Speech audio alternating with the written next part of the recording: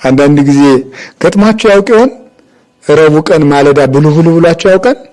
አያውቅም። እናንተን አያውቅም። እና እንደው ያደረ ወጥ ምናምን ብሉ ብሏችሁ ያውቃል?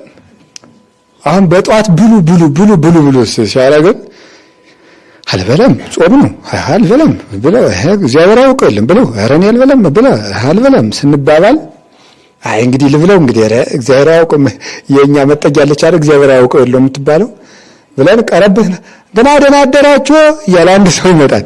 አፈር ያብረው ሰላቢ ደግሞ እንላለን አይደለም። እሱ ክርስቶስ ኤማሁስ መንገድ ላይ ሲገኝ ማለት ነው። እሱ ሰው ሲልክብን ነው ሲያስቆመን ነው። ተው ልጅ አይ ይሄ አይጠቅምም ብሎ መንገድ ላይ እየመጣ ነው እሱ ማለት ነው። እንደዛ ከዛ ክድንድን አድርገን እናኖረዋለን። አንዳንዱ ሰው ደግሞ አይጣል ነው ዙሮ ይመጣና አንተና አቅረስቸው ብሎ ደግሞ ይመጣል። እንደምን አንድ ጊዜ አስባ አትናገርም እንዴ? እንደው ችግር ነው ሰው ልጅ ማለት ነው።